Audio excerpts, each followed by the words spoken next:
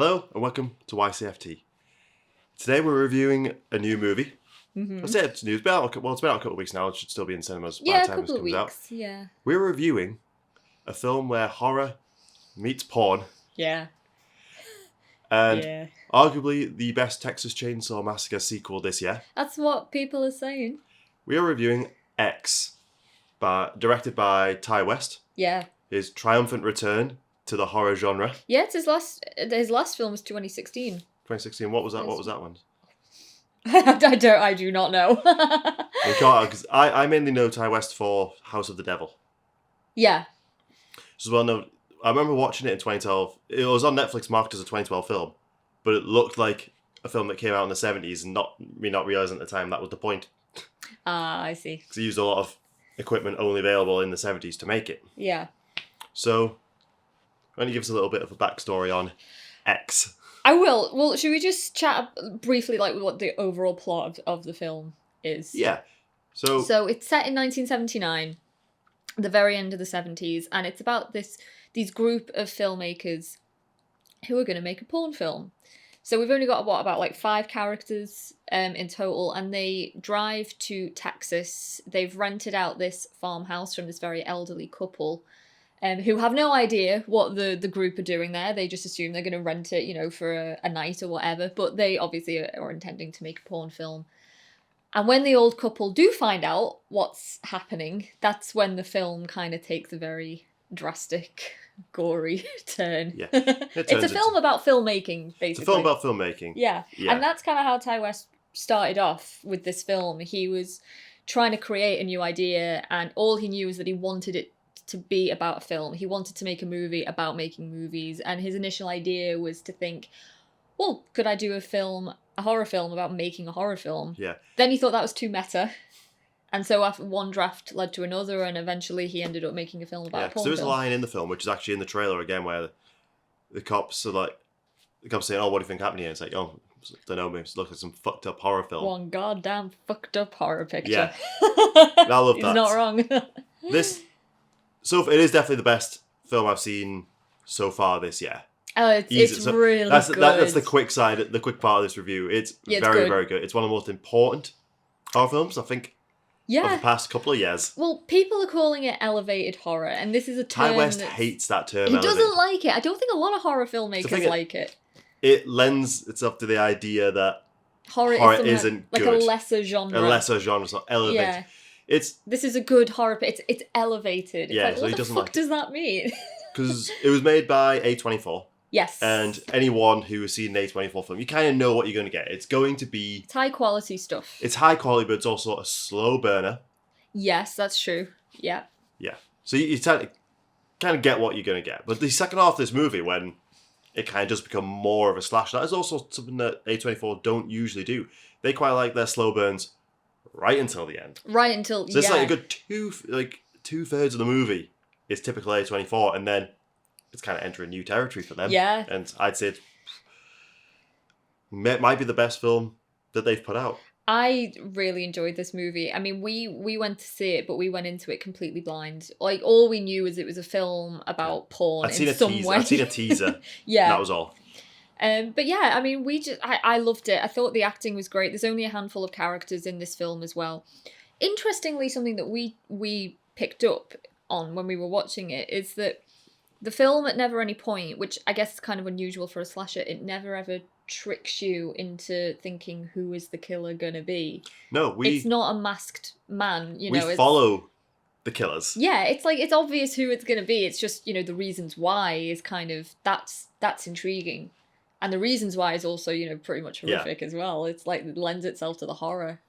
Yeah, and it's... How many spoilers do we want to give for this film? I don't want to give too many. It's like, okay. I only really want to talk about scenes that are in the trailer. Well, there is a kill in the trailer. There is a kill in the trailer, and I will talk about that later. But we have to talk about the old couple, which is Pearl and... Howard. Yeah. For the most part, they are fantastic and... Brilliant.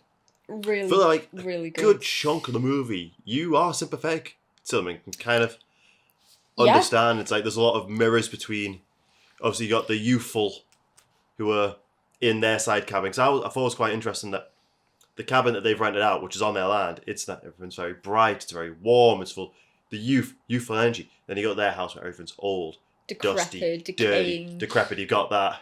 Yeah, that's a really nice antithesis of the two separate worlds in a way. I mean, and there's a lot of mirrors between Pearl and Maxine, Mia Goth's character. Yes, yeah. So the film in a way kind of centers around Mia Goth, Maxine. She's the star of this porn film, and she wants to be famous. She's seeking fame. She wants to be an actress, and this porn film she sees as a way to kind of, it's a stepping stone towards that. And a lot of the actors in the porn film feel the same way, and the same for the director. He's written this script. He's very proud of it, and he wants to make a good porn film. Yeah, I feel this is Ty West making fun of elevated horror, an elevated porn film. Yeah. When you have Jenna Ortega, who's becoming quite a bit of a scream queen. Yeah. She plays the sound person in the porn film. Yeah. So. Yeah. She even says, like, well, all they want to see is tits and ass. Yeah, and the director resents that. He's like, no, it's the plot, it's the characters. And she's like, no, people don't watch porn for any of those things, guys. It's kind of like, do people watch horror for deeper stuff, or do they watch horror to be scared? So I feel like the line's making fun of the elevated horror idea. Absolutely. I mean, there's a really nice interview I saw with Ty West, and he was talking about, the origins of how he came to write this film, and he said something that was really astute in that horror and porn have always had this very, almost symbiotic relationship, in that actually when you kind of boil it right down, they're very similar genres. Yeah. And even in terms of the world of filmmaking, horror and porn are kind of...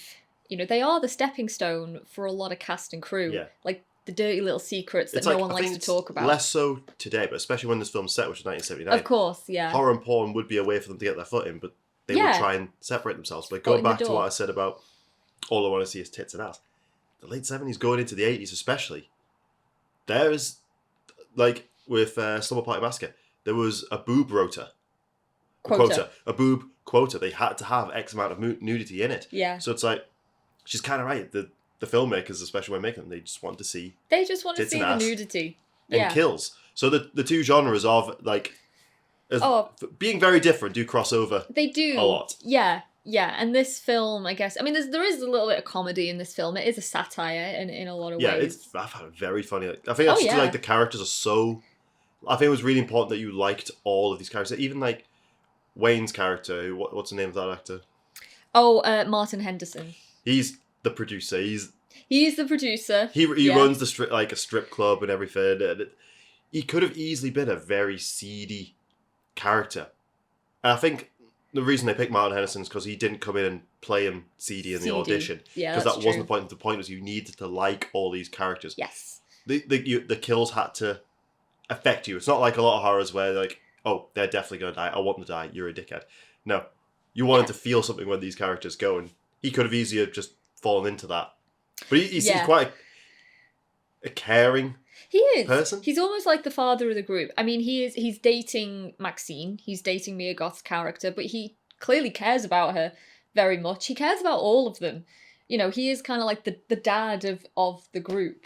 And there's a very interesting scene, isn't there, like at the halfway point in the movie, where they have a very, serious discussion about porn. I think is one of the most important scenes in horror. Ever. And like, obviously it's all about art, like the film versus reality, art versus real life. Mess up all my words here for this really important segment. It's because obviously Jenna Ortega's character is interesting. She's quite prudish at the beginning. She's quite prudish, but they call her the church mouse. Yes, she's very quiet. She clearly has some issues with the fact that she's working on a porn film. Yeah, but so she has a lot of questions to be like, how can you have sex with him and then go and have sex with your boyfriend? Doesn't love come into it? Yeah, the question of love comes into it, and it's like, he's like, well, yeah, but it's not real life. It's just a movie, and they're like, well, yeah, it's just sex. It's just fun. It's freedom. It's expression. So when she expresses interest in maybe being in the film, her boyfriend's instant response as well, no. It's like, well, you would say, what's the difference if it's just a movie? Yeah, the double standards kind of creep into it. Yeah. Yeah, the double standards, and the worst thing he could have said in that situation was No. Yeah, the thing is like the director, he's all throughout the film at this point, he's cared very deeply about this film, and he's talked about, how important it is and how special it is for him, and like to try and strip away a lot of the taboo about porn and sex. And yet when his girlfriend expresses an interest in appearing in the film, instantly he's like, No. shuts it down right away. And it was a really interesting conversation between him and Wayne outside. He's yes. like, all right, as executive producer, I need to take. I have a say in this. I have a say in this. He's like, let's look, step outside. She's going to do this whether you say yes or no. Yeah. The worst thing you can do is try and stop her from doing this, because you're not going to. It's a really. You won't be the good guy in this situation. Yeah, there's like I'm paraphrasing a bit, but Wayne, he says to oh god, what's the director called? Is it RJ? Yeah. And he says to him, look, you've never been 42, but I've been 26 or whatever. Yeah. It's like, listen to me now. She's going to do this whether you want it or not. And I really get, again, he's like a dad talking to his son, like just trying to like, not put him in place, but just, he's kind of being sympathetic towards him. Yeah. But ultimately he also cares about his film. So Jenna Ortega does end up appearing in the porn film. Yeah. And it just kind of, it raises a lot of interesting questions, I guess. It does. It's just the such an interesting of it. talk. Yeah, the morality, the double standards, how you're going to be viewed afterwards. Versus at the end of it is your choice. Like, it's just, I think especially like it's very interesting. It's conversation that's important even today. Like this, to me, this film is, it's both timeless and also a film that could only have been made in 2022. Yeah, that's a good point. Obviously 2021 to 2022. Like, in like the late 70s, there's no way you would have been able to make a film this violent, for starters. Yeah. And with that much sex. The porn scenes, when it shows them actually filming them, are really well done. Like, the aesthetic of this film is incredible. Yeah, and also the porn films were shot on 60mm. Yeah. As well, to give it, like kind of grainy aesthetic. Yeah. But the porn shots, I mean, there's a few of them in the film, but they're actually done quite tastefully. Yeah, but that's the point. He's trying to make that high quality. I love the opening. The establishing shot looks like it's in that 4x8, and then like as if we're looking through a film camera at the day after everything's happened. But then as it slowly transitions, you realise it's literally the barn doors. Like obviously lights out barn doors, but we are inside the barn looking through the doors outwards. And I was like, oh, I'm gonna like this film. It was really, I mean, the cinematography. Like there's a very cool aerial shot of Maxine as she goes for a little swim in the lake. Oh god, that was horrifying. It really was. The gator. There's a gator. Ty West isn't afraid to hold on shots for so long to make you feel uncomfortable. Yeah, I mean, it's a beautiful shot.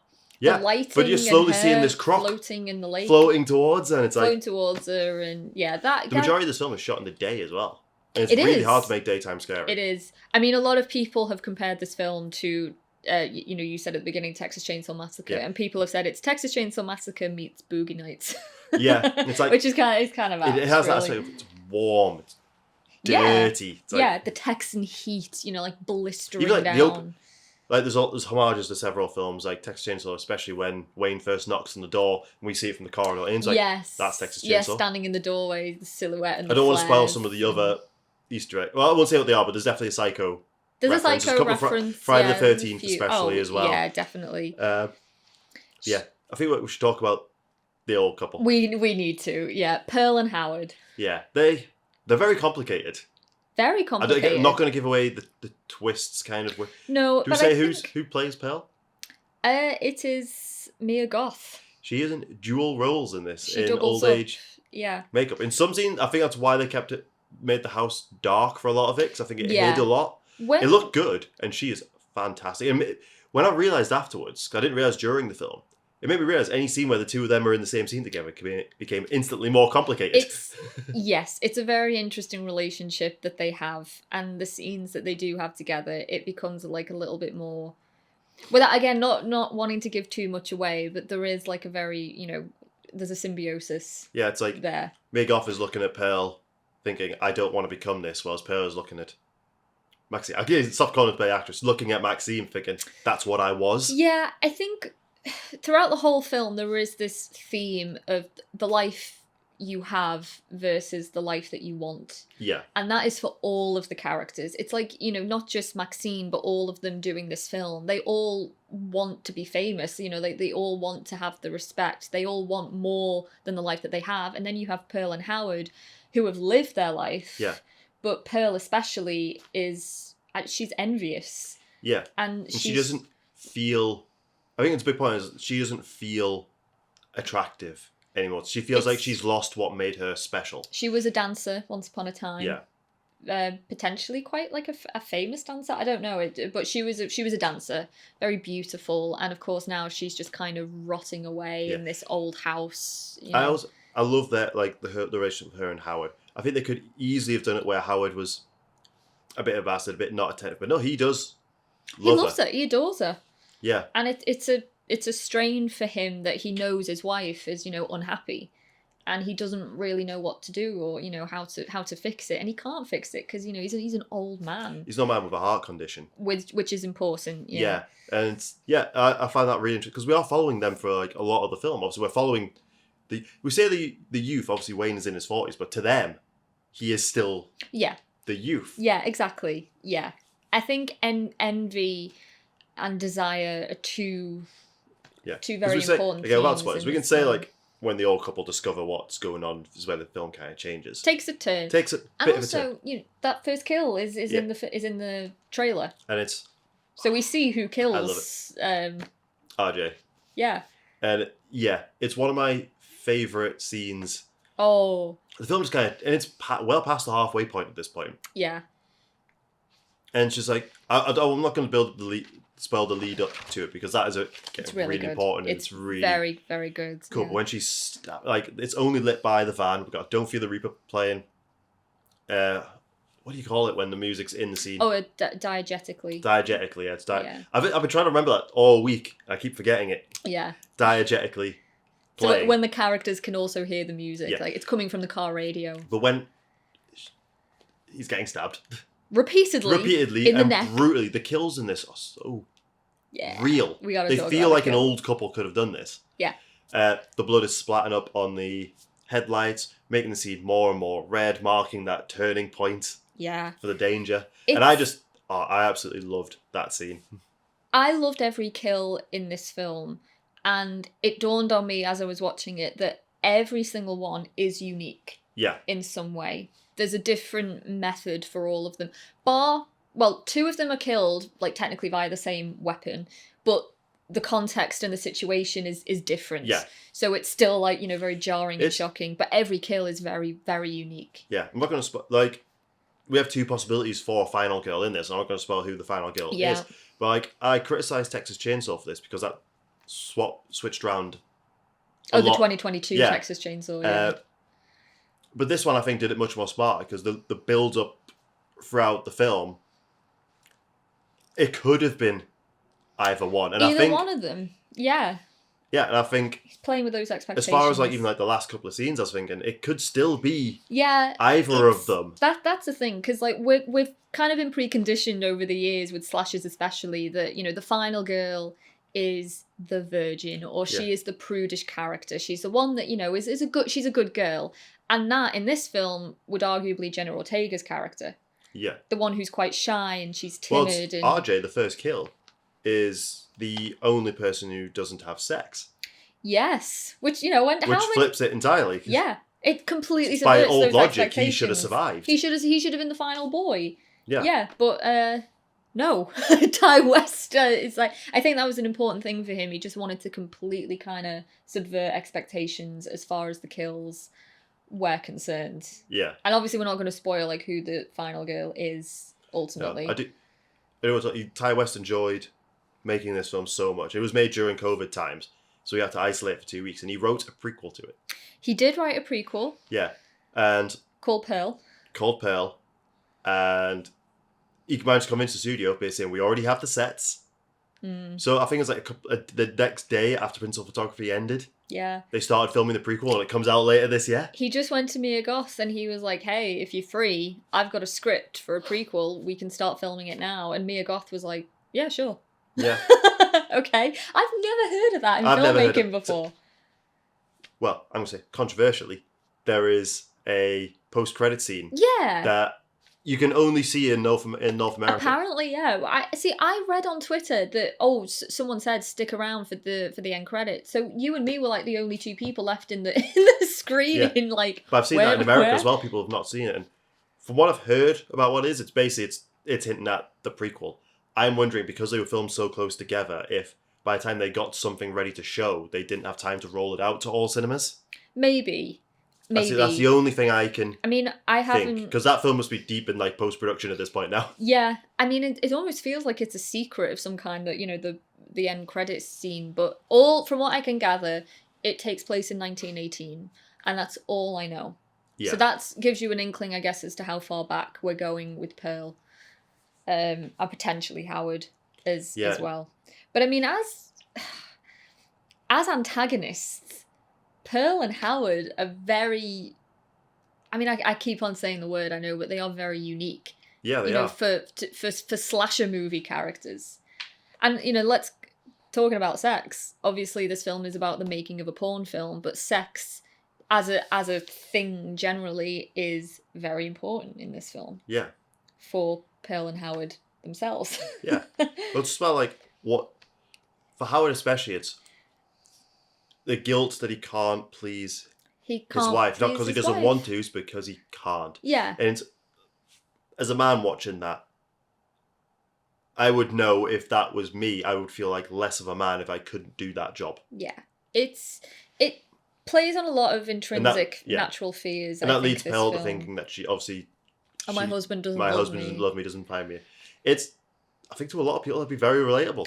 I think it also, you know, the film kind of plays on a lot of fears is kind of the wrong word, but like, you know, like taboos in society. No one likes to imagine old people having sex. No one likes to imagine, you know, like being in your 80s and still having some kind of a sex drive. Like for a lot of people, it's icky. You know, we don't want to see that. We don't want to see old people getting it on. This film like confronts you. Like, it makes you confront that notion that, you know, no, just because you're old, it doesn't mean that those desires stop.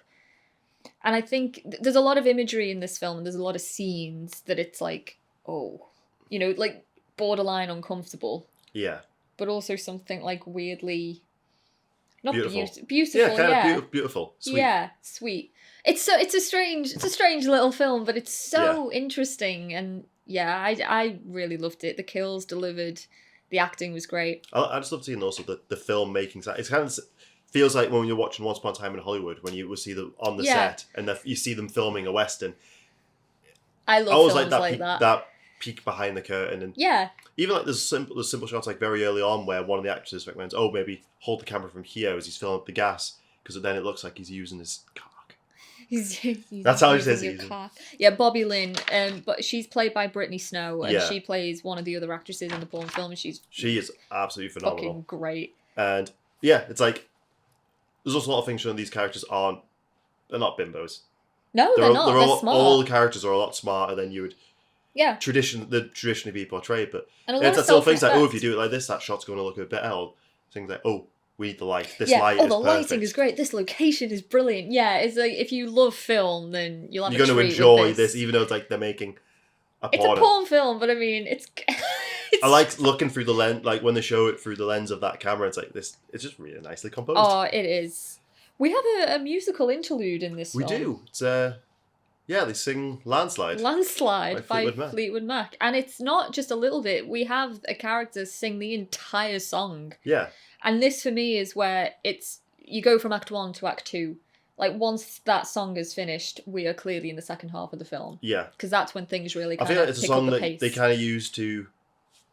We just had a very intense conversation, and I think that it's a nice way to calm everyone down. It's also, when you think of the lyrics of Landslide, about aging, about change in your life, I mean, it's very apt. Yeah. And I think Ty West has said, you know, he didn't think he'd ever have a hope in hell of getting it, but Stevie Nicks was like, yeah, fine, cool. That's awesome. I love it. I love that, yeah. It's like apart from the main, like the soundtrack, all the songs we hear are diegetic. Yeah, they are, yeah. What a film. It's just a really good, it looks great. What a film. The kills are great. It's so violent. The acting is phenomenal. I will own this film on Blu-ray. Yeah. It's. I can't wait for the cover art. You know, for if they're gonna change it up or whatever for the DVD. Yeah. But one thing I kind of had a thought of this morning. You know when you have shower thoughts. yes. It's like they talk in the Yes. film about how like obviously the porn industry is moving into home video. Yeah. And it's like, oh, this home video craze. You know, we need to ride this. And it's like quite ironic because the home video saved a lot of horror. Mm-hmm. There are certain horror films that didn't do well in the cinemas, In the cinema. but people would find in the local video Yeah. store, and then those films become popular enough to get sequels It's true. later. So It's that's true. another way porn and horror kind of like And- and the X. Yeah. Usually, an X-rated movie, but X is also a rating that horrors would get if they were too violent. If they were too violent, yeah. I like the other little connection too that Ty West said is that, you know, when he was a kid, you know, growing up in the 80s, I think that when he'd go to his video rental store, horror and porn were always, you know, like at the back. And it would always, you'd feel a bit, you know, naughty for picking up a horror film in the same way that you'd feel naughty for picking up a porn film. Yeah, It was like, they are like dirty little secrets back then. yeah. So I totally get it. The two do have a very sort of bizarre little relationship. Yeah. They Well, a lot of always have. like you look at like early Friday the 13th, and a lot of the actresses like have a porn background, or the directors are usually porn directors. Yes, softcore porn. Yeah.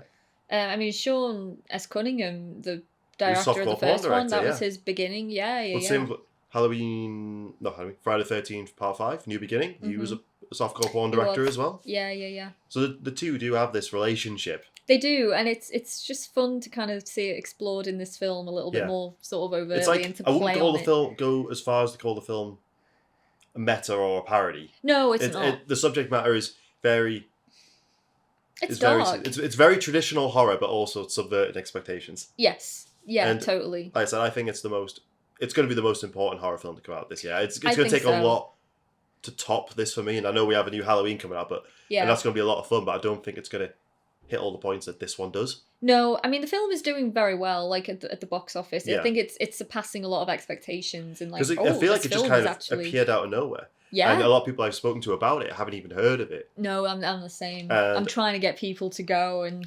I was go and coming check to it out. oh, it's a horror movie about a porno, and Yeah. instantly you can see people get. It's like, oh, here we go. I'm interested. Yeah. But no, I mean, I'm happy it's doing well. I do resent the whole elevated horror thing. Yeah. Because again, it's just, you know, the implication that horror is some kind of, it's the poor man's genre, but every now and then you get a really good one. And Yeah. somehow that, you know, that deserves to be talked about. No, horror's always produced good films. Yeah. I think... I think we're in an interesting time now. Like I said earlier about this film it's both timeless but could only be made today. Mm. We're finally at a time where we can show the type of violent, like realistic violence and the things that we can talk about, because horror's not really restrictive anymore. No. If this didn't go to cinema, if this went straight to streaming, there could be even more violence. Mm. So it's like, if this film was trying to be made back then, it would be cut to pieces. But the messages they want to tell and Yeah, what they want to sure. show could only be done today. Yeah, I agree with that. So horror's in a very, very interesting place. It is. And I think, you know, the scene we were talking about earlier where they're having that conversation just around the couch talking about, you know, morality and sex and porn and filmmaking. I think that's the kind of scene where people are like, oh, this is elevated horror. Because you wouldn't get a scene like that in, like, you know, a general sort of, you know, low budget slasher. But a film like this where it allows for that kind of...